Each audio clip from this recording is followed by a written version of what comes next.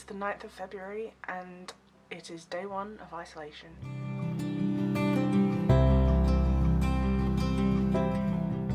My op is going to be on the 16th, as long as everything goes fine. It should be on the 16th, which is a week's time. I have a COVID test. It got sent over yesterday and I have to take that on Sunday and send it off on Sunday. I'm trying not to think about it too much at this point because it's been cancelled twice before, and just because I'm actually in isolation now and just because they sent over the PCR does not mean it's actually going to happen. I had a phone call with the hospital yesterday because I had COVID over Christmas, and the government guidelines is that you're not supposed to do a COVID test for 90 days because it can just come up with a false positive. So they've sent over a COVID test and they said basically whether you have a positive or a negative, we're going to do the op. It just means that if you get a positive, we'll put things in place to make sure that everyone is safe. She said as long as I have a bed in the hospital that they will go ahead and do the op. I just want it done. I really hope it doesn't get cancelled this time. So these are going to be... I don't know what this video is going to turn into. I'm just trying to document the whole process as much as I can and see where it goes. So far I'm in isolation and that's as far as we've got. I mean, I have prepared. So I'm part of a Facebook group for jaw surgery. So one of the things I thought about was I'm not going to be able to eat very much after my surgery. I'm going to be on a liquid diet basically for a while, and then it's going to be like weaning a baby. So what I did is the week I'm in isolation, I've decided I'm going to eat all my favourite meals.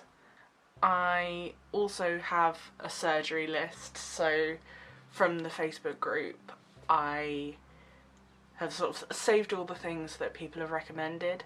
So they've said things like button-up pyjamas rather than pull over the top, because I'm having jaw surgery on my face and it's gonna hurt. Some of the things on the list are like button-up pyjamas, ice packs for your face,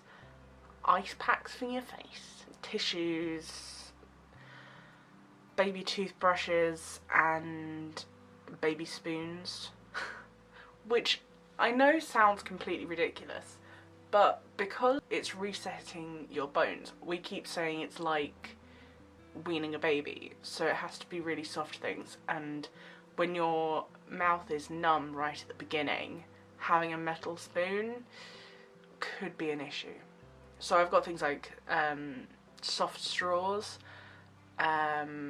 soft spoons. They say to have a few different things, but at the moment I'm going with the basics and hoping for the best. A lot of people recommend audiobooks. The thing I am finding really annoying is that because I'm at university, I have modules and assignments to do, and I can't go to any of the lectures because they're now not doing them online, it's all in person. I am nervous about these assignments that I'm missing lectures for. Maybe I should tell you what I'm reading in isolation. So I'm doing the Books and Lala buzzword challenge for 2022. The one for February is pronouns. So I decided to read one that's been on my shelf for so long, because I'm also on a book buying ban at the moment until I read a lot more of those books, because I have about 80 books that I've not read, which is crazy, and this one I've had for a very long time.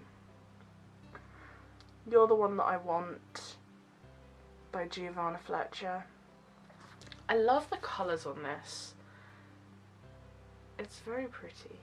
It's a love triangle story, basically. Maddie, dressed in white, stands at the back of the church. At the end of the aisle is Rob, the man she's about to marry. Next to Rob is Ben, best man and the best friend any two people ever had. And that's the problem. because if it wasn't Rob waiting for her at the altar, there's a strong chance it would be Ben. I just finished reading this, which is Good Girls Die First by Catherine Foxfield. I thought this was going to be a thriller, like almost murder mystery kind of. I was quite looking forward to this, and it was a bit disappointing. It was more of a horror thriller, and I didn't like most of the characters. I enjoyed reading something different and something out of my comfort zone, but I don't think this book was for me. I'll update you when I have something to update you on. See you later. It is a momentous occasion.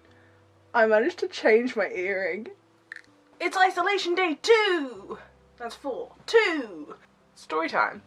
So I had this piercing done before, and it bled and it bled and it bled for so long until it got to the point where I was like, something isn't right here. I took it out.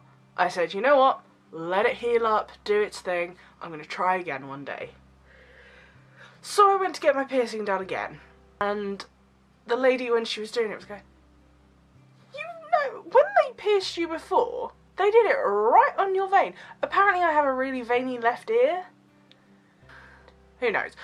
So, apparently my right ear's fine, but my left ear. And they were like, do you want me to just do it on your right? And I was like, no, I really want it on my left. So, yeah, I got this redone. And the last time I tried to change the earring, it started bleeding. And I wanted to cry. Now I've been able to change the piercing. It's really red because I've been changing it. That's fine. That happens. It is Isolation Day 3. I washed my hair, so that's exciting. Not a lot's going on really. We booked the Hylotherm. So the Hylotherm is a machine that has a mask attached to it, and it basically keeps the mask cold the whole time so that you don't have to keep changing ice packs and stuff. It's what the hospital recommended me to get, so I've ordered that today, and that will come probably while I'm in hospital. My surgeon said basically to get it so that it was here when I come home from hospital, and I have ice packs for the journey home as well, so whoever's picking me up will, because the Hylotherm has to be plugged in, so whoever comes to pick me up will bring just ice packs for my face. When I come home, get home, I'll be transfer onto the Hylotherm, and I'll be able to keep that on for most of the time while I'm at home. I'm slightly nervous. I didn't sleep well last night, and I think I've started to worry that it's not going to happen again. I'm trying not to get my hopes up, but I want it done. I want it over. I've done not a lot with my day, apart from wash my hair. That's about it for day 3. See you tomorrow. I think we're up to day 5 of isolation. Today I had to do my PCR test and send that off. Nothing really happened yesterday. I'm starting to worry. I've tried not to think about it so far, but today I'm feeling concerned. I'm not really scared, but I'm a bit scared. I'm not scared. I think it's just been such a long time coming, and it feels like it's never going to happen. And now we're getting closer, and even though we're closer, it still doesn't feel like it's actually going to happen. And I feel like it's going to get cancelled. I'm also starting to worry about it actually happening and the aftermath of that and how it's going to affect my life. On the Facebook group I'm part of for jaw surgery, someone was talking about how they really don't like their face post-op. I'm trying not to think about that because the sort of aesthetics is not the reason that I'm doing this. It's not why I need the op, but it does worry me a bit now. I think as more people on the Facebook group are talking about the aesthetics side of things, that it's sort of been brought to my attention, and now I'm sort of getting a bit concerned about it. I'll talk to you if there's something else interesting to say. At the moment, I'm isolating. There's nothing really going on. It's just stay at home, do a PCR test, and that's about where we're at. My op got cancelled again. Today would have been my op day, and it got cancelled yesterday at 4 PM. When I had basically packed up my bag and was ready to go. So now we're back to square one. I don't know when it's gonna be. Third day cancelled.